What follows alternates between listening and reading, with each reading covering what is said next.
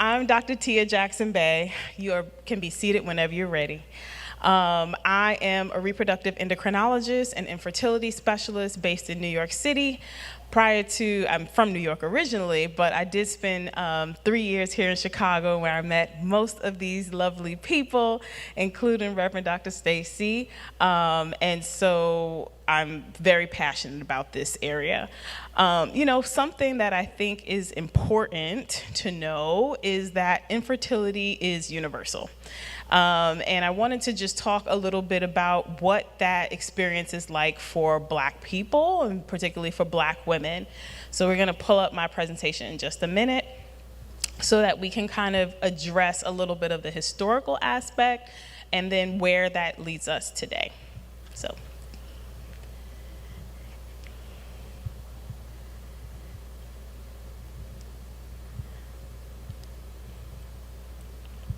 Can I advance it here? Oh, okay. Okay. So again, some of the biggest things that I wanted to start with were some celebrities that have, been very vocal, some privately, some publicly, about their own fertility journeys. So we can start with the first picture. Okay, well, I think we're just waiting for the slides to load, and it'll be on in just a moment. But, I think overall, especially in the Black community, but there are other communities that have been affected with this as well, is this kind of concept or idea that infertility does not happen to us. And unfortunately, that can be particularly damaging because it's isolating if you are the person who's going through it. And I think, one thing that a lot of our speakers touched on today is that when you are in the midst of struggling or not really being sure, which way to go, that you don't have community, and it makes the journey and the process that much harder. And so what I just wanted to talk about was to say what are the options that are available for us, where did this all start, where did it come from, and then how do these kind of ideas and concepts actually serve as barriers to getting the treatment and ultimately the family that we want so bad. And so a few, kind of housekeeping things. I like to say that we went over infertility earlier today with Dr. Amanda, but infertility is absolutely a disease. It is not a social condition. It is not a punishment for something you did in your life. It is a medical disease like diabetes or high blood pressure or asthma, and there are medical and surgical treatments for it. But we really have to kind of shed this idea that it's a social problem. Maybe you shouldn't want kids. Maybe God's not willing kids for you. It is a medical condition of your body, and it deserves to be kind of respected that way. Infertility does not discriminate.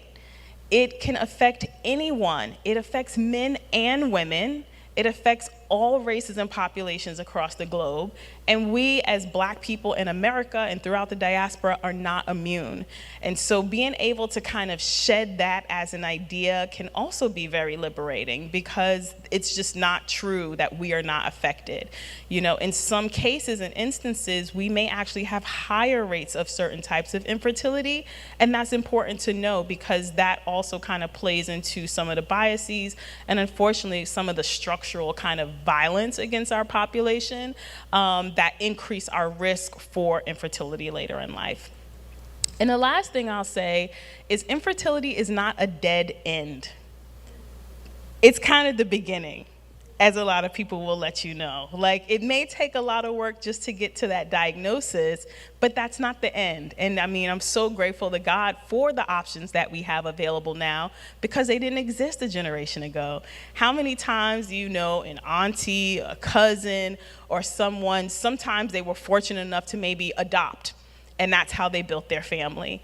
But then we also all know people who never had children, despite being the one that's always so good with kids, the one that always wanted to keep your kids, without realizing that might have been infertility at play, without options, without knowledge, without doctors who they trusted, who they could go to, without the technology that we have available now. And so that makes a huge difference, being present today with the options that we have, and especially being in a state like Illinois with insurance mandate for insurance coverage, for infertility coverage, it makes a tremendous difference, and it's all the more important to recognize it early so that you can present early and that you have a better chance of the treatments working for you. So let me see, checking in, a few more. Okay, well, let me think. Now I'm trying to memorize my presentation in my head. But there's this concept that, I think we use in certain circles, but particularly that I have come to talk about a lot, is this Black fertility myth. And, simply put, it is this concept that our fertility is somehow superhuman, that we are actually so fertile that, infertility is not part of the conversation, that it needs to be closely monitored and regulated, as we see with these sterilization, and even within our certain circles, that pregnancy is like one of the worst things that you could do. You better not get pregnant. You better not bring home no baby. These are conversations that you have with young people, but also realize how damaging that is on the back end when all of a sudden you are someone who wants to build your family, or you're now in your marriage and realizing that there are issues. Sometimes there are issues even with intimacy around so much control and fear of doing the wrong thing. And so this concept of the Black fertility myth is something that endures and is with us today. I like to say that it is a stereotype rooted in the way that we arrived to this country, which is slavery. It's not something that a lot of people like to talk about. I'm glad I'm talking to my people because I think you all understand. But the reason that we were here was for labor. We can never forget that we were originally commodities in this country, not human, right? You were a thing. And a big part of that is you were a labor force. The same way you may buy instruments to, produce certain work, that's how Black people in this country were viewed. And so through that, the more workers you had, the more profitable you could be. The faster you could achieve your financial success. If you look at registers of, when slaves were for sale, wow, a woman who could produce children, top billing, even above some strong men, because it meant that you were going to get more slaves from one person. A woman who was past her reproductive years, they had to sell her. She can cook real good. She can take care of the other sick ones. She's valuable in that way, but she did not have the top financial kind of backing. And so this started ages ago with us really being stratified by our reproduction. Something else that we don't always like to talk about or admit is, the forced process of creating new slaves. And it was through very violent and despicable practices, including rape of enslaved women, including what is considered breeding, putting slaves together that, you feel they should have children, and literally that is their purpose, and that was their goal, was to keep procreating. Remember, not all children survived, 200 years ago, 300 years ago when they were born. So just having one child wasn't enough, not having two. These women were typically having children almost as soon as they could get up off their postpartum bed. They were kind of being demanded to produce again. And that does something to people, that does something to your psyche. One, you didn't know if you were gonna live with your children, they were gonna stay with you or not.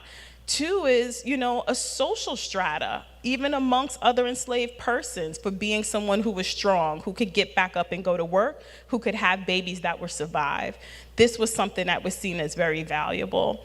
And so that's something that we really cannot divorce from this whole concept of where we are today, because it's so integral to how we got here and why we are the way we are. I have a picture, at some point, maybe we can get it up, of my family, because, you know, we get to see, okay, there was, from slavery, people had large families, there were coercive methods to produce these families, but it was seen as something very valuable. You know, whereas I'd like to argue that any woman or man put into those situations would also have 10, 14, 12 kids. You know, these were unnatural circumstances, but nonetheless, they were proven, and luckily people were able to continue their family lines that way. That persisted even through, you know, after slavery. Remember, the economy remained very agriculturally based. You hear about sharecropping, and once again, having more workers, having more people was a value to work the land. This was hard work, back-breaking labor, and you needed hands. And a lot of times, as soon as you could walk and carry something as a child, you were given a job. With the Great Migration, which is how many of us, you know, arrived in northern and midwestern states, you know, there was a shift that was happening. People were now in more confined spaces, much smaller living quarters, needed a smaller kind of family. And so you see that happen. Over time, it happened naturally, but initially, it gave Black people the stereotype of having too many kids. Because we came from the agricultural South where this was valued, and now all of a sudden in Chicago, having 8 kids was seen as reckless. A huge shift, you know, and it took, I mean, we're still reeling from this in terms of how we're viewed for someone who has, you know, think about it now. 5 kids now is like, what's she doing, you know? But that's a holdover from, you know, needing to shift things. If we had land, if we had expansive, if we were still farming, that would still be of value. But now that became a threat in northern states. You know, I have a picture, as I mentioned, of my family. On my mother's side, my grandmother had 11 children. And we like to say she didn't lose one. She was incredible. She was our matriarch. But part of that is that growing up, we assumed as grandkids we was gonna have 10 kids. I didn't know that other people didn't have big families. We all thought we were gonna have 10 kids, and you would ask us when we were 7, and we were like, yep, 10, and you count like your 10 baby dolls. And you know, what did that do to us growing up? You know, I was only exposed to this field as a medical student, and I mean, I'd gone to college, I'd gone to public health school, and then to arrive in my late 20s, and I didn't realize that people had trouble getting pregnant and that people couldn't build the families that they want. And some of those people were even my age. And I mean, that just blew me away because I thought that that would be a non-issue. And so there's definitely this kind of disconnect between what is the reality and what's possible, particularly in our communities. You know, another thing that kind of endures and can work against us in a way is the concept of the limitations of our natural fertility. You know, Dr. Amanda kind of talked about the natural decline in fertility with age. We start to see it in the mid-30s. It's a lot more dramatic in your late 30s, early 40s. But everybody knows the story of somebody who had a baby at 44. And so that really kind of works against us when we're realizing, one, the living conditions were different for our grandparents' generation than it was for us. They were not eating McDonald's, right? They, you know, think about the bus boycotts in in Alabama. If it was, you know, a good day and you didn't have a ride, you walked 2 and 3 miles a day. We don't live like that. They didn't have things in their environment that we have now. So, even though it might feel like a relatively short amount of time, it's a different day and age. If you look back historically, women who were still procreating in their 40s probably started in their 20s. And so it's a different patient population than someone who wants to now start in their 40s, especially with all of the challenges, health challenges, environmental, economic that we have now. So it's a big, big difference. And I think, again, we have to kind of respect this reproductive timeline to hopefully be evaluated earlier in life, to know what your options are, and then to know what to look out for. Because another thing that I see and encountered in the office is people who have waited a really long time before coming to see us. And so in general, 1 year, that's it. If you're not using contraception, you're able to have intercourse, and you have periods, 1 year. That's max, okay? Now, if you're someone who's over 35 as a woman, then actually we cut that down. I don't want you to wait a whole year because that's too long, because it might not be, it's easy for you. So 6 months would be pretty much the max. A lot of times people want to know what their status is. You don't have to wait. You can come on in as a couple. I have people come in premarital or in a relationship or thinking about in the next 2 years, and we just want to know. And those are my favorite kind of in consultations, because then I know I'm giving them knowledge that's very helpful for the future. There may be other reasons to be seen immediately and actually not to wait. If you have irregular periods, if you've ever been told that you have polycystic ovarian syndrome or endometriosis, or uterine fibroids, which is something that is very common in African American women. If you've ever had a cancer diagnosis and had to be treated for it, or any other systemic medical illness, having an ectopic pregnancy, which is a pregnancy in your fallopian tube, and maybe you had to be treated for it as a young person and didn't really think much about it later on. That's a reason to be seen immediately and not to delay, because we need to figure out if there are going to be challenges for you before saying, okay, go ahead and try. So those are some of the things that I think are really important in terms of, where do we go from here? We talked a little bit about, some predispositions to increase fertility in our community. One of them is actually increased risk of sexually transmitted infections, particularly amongst our young people. And there are sexually transmitted infections that can increase your risk for infertility later in life. So talking to young people, as young as elementary school, junior high school, honestly, about sex, about sexuality, and about some of the consequences of sex is important, so that if they're young and they have this condition, they need to say, okay, could this be something else later on? In terms of kind of contraceptive use, Black women tend to have lower rates of birth control use, and actually less knowledge of the different options for birth control. What happens there is, if you do encounter pregnancies young, or if you have pregnancies that are unwanted, it may lead to an earlier time for permanent sterilization. Permanent sterilization is a lot of times what we think about when people get their tubes tied. But the vast majority of people who get their tubes tied are because they felt like they've had enough children. And if you had been able to plan your family differently with contraception, or space your family, or be able to account financially, then you might not be led to permanent sterilization at an early age.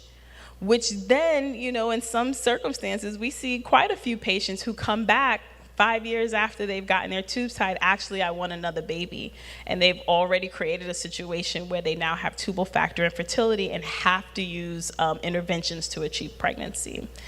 Uterine fibroids is something that's probably discussed a lot in certain circles, maybe not in forums like this.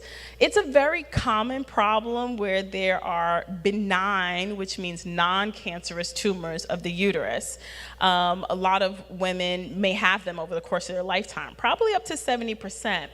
But the interesting thing is, in Black women, they tend to present earlier, we tend to have more symptoms and tend to have more surgical interventions, including hysterectomy for the problem of uterine fibroids.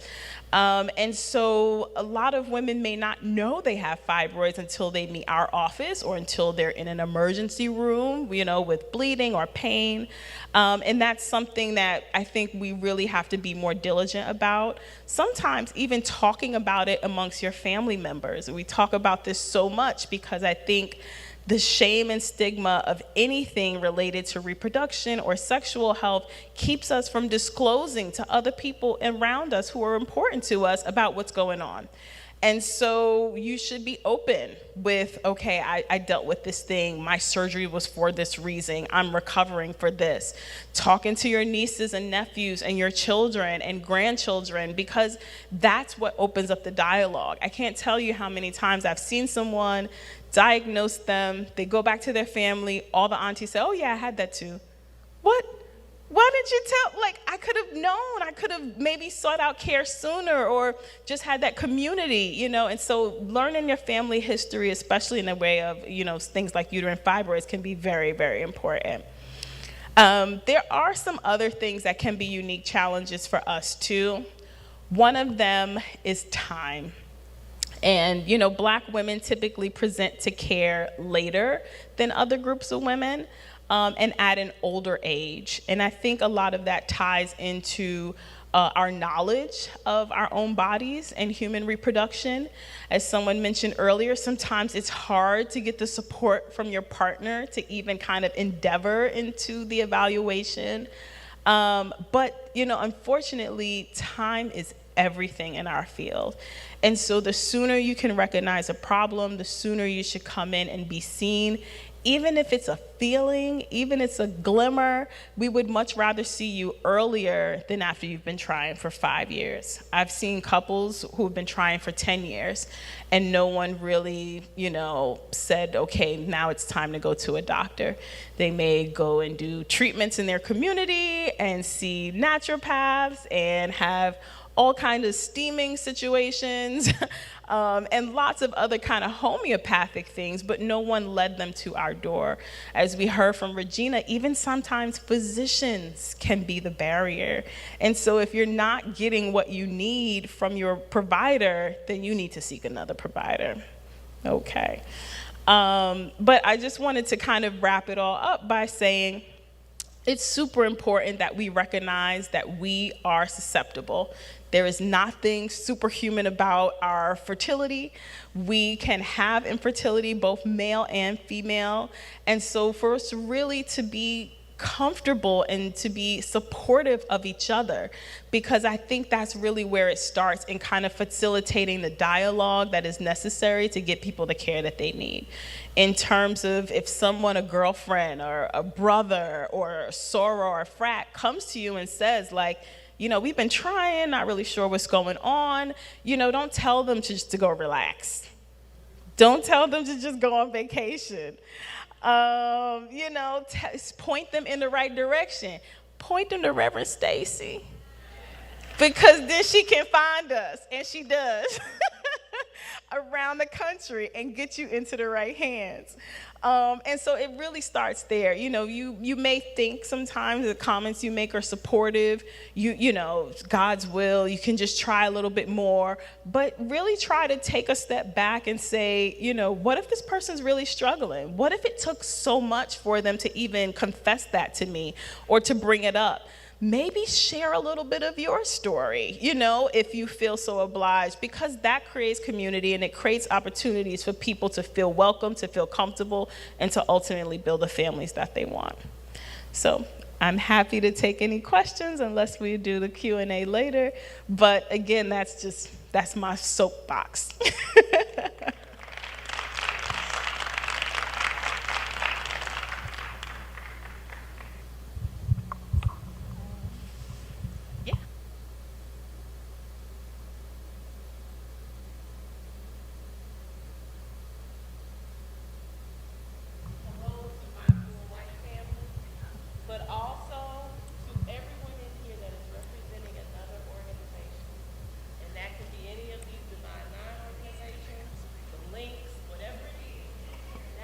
had this information, when you're in chapter meeting, when you're planning your service projects for the year, include this topic. This is important, and you never know who might not be talking about it. I know specifically with Zeta Phi Beta, we have the Stork's Nest where we work with March of Dimes and these things, and we have sorors going and serving and working with women and never saying, this is painful for me to go to these events. This is uncomfortable for me for us to go on these walks when I'm struggling.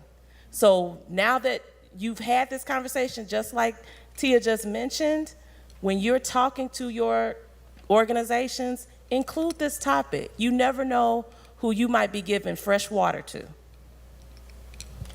Absolutely. And we, luckily so many things are in person but virtual. And any of the panelists would be happy to, arrange a talk with you. I want to ask you about donor eggs. Yes, I love it. So, the soapbox is really that there are options. With infertility feeling like a dead end, I think even to make it to my door, my clinic door, takes a lot. And I don't want you to be discouraged if building your family does not look like what you thought it would be. So, when we talk about like time and age and fertility, one of the biggest factors is that, yes, the absolute number of eggs decreases, but also the quality of eggs decreases with time. And so for some people, that may involve the only way to overcome it if treatments like in vitro fertilization or intrauterine insemination are not working, may be to find younger, healthier eggs. And so, that could be a process of selecting someone to go through these treatments on your behalf. We would extract the eggs, inseminate them with your partner's sperm or a sperm of your choice, create embryos, and you would carry the baby.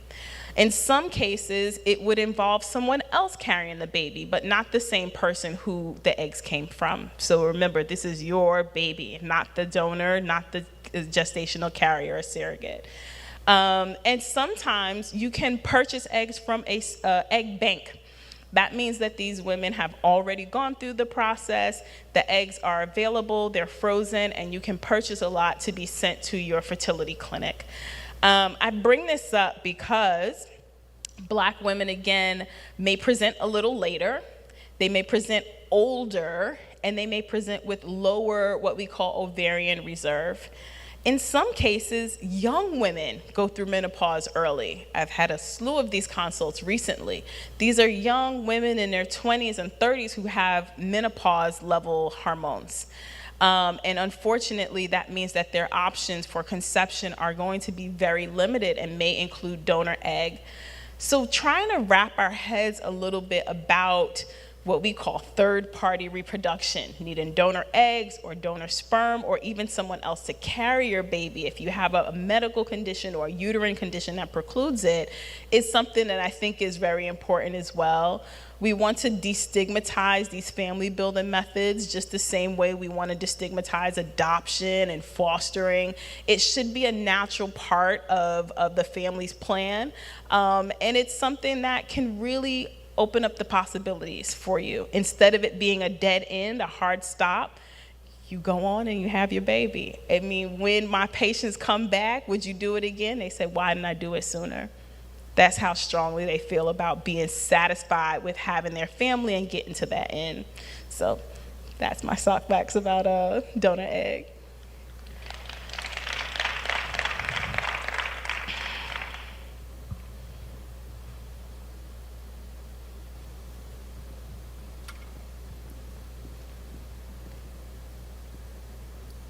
Hi. I recently had a laparoscopy and am diagnosed with stage 4 endometriosis. And I've seen a lot of conflicting information about, once you have that kind of surgery, trying naturally compared to going straight into fertility treatments. Can you share a little bit about like what the risks are by waiting? I haven't gotten any clear, try for a couple of months and then do it or go right into it. So can you share a little bit about that? Absolutely, and this is very timely because March is Endometriosis Awareness Month. Endometriosis is a condition of the female reproductive organs where the lining of the uterus, what we call the endometrium, what actually sheds when you have your menses every month, is present in places where it should not be. So it might be in the fallopian tubes, or it might be on your ovaries, or even it can coat your bladder or your bowels. Unfortunately, this tissue is hormonally active. So the same way it's growing when you're in the first part of your menstrual cycle and then kind of proliferates later on, it doesn't know that it's in the wrong place. And so it also grows and proliferates, and then when the hormone levels drop at the later part of your cycle, which normally happens, that induces kind of cell death. And what should happen is then the cells come out with menses. If the cells are not in the right place, they just start to die. And that inflammation that is caused by this cell death, your body's a little confused. Like, oh, what do we need to do? We need to wall it off. It looks different. We need to make a little capsule around it.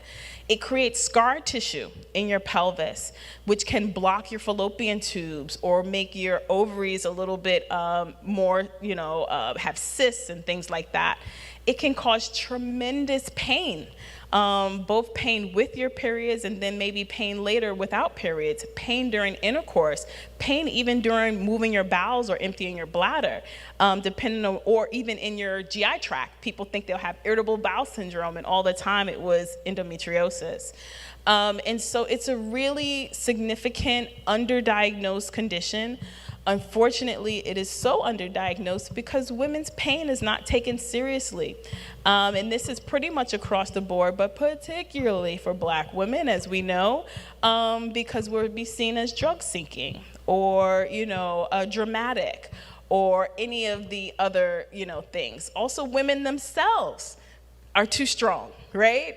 I can handle it, or my periods are terrible, I'll just stay home 2 days and then I'll be out. If you have to miss life events, work, school, social events because your period, not okay.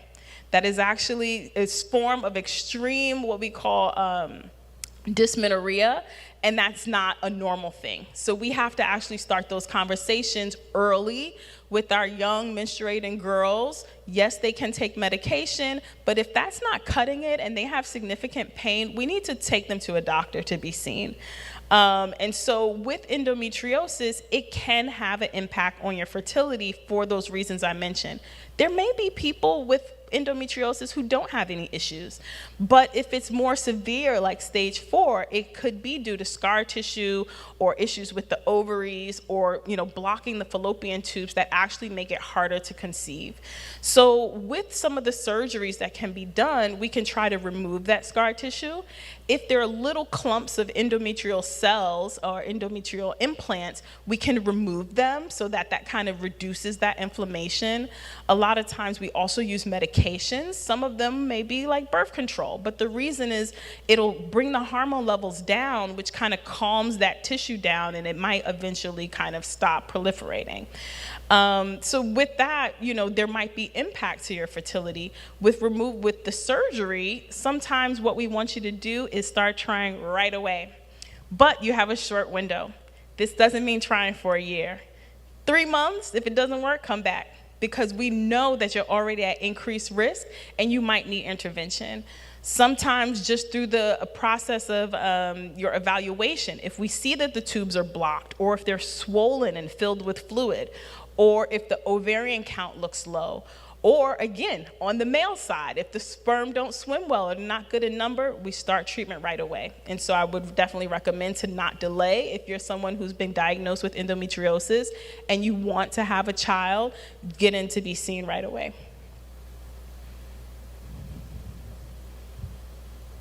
Awesome. All right, guys. Thank you.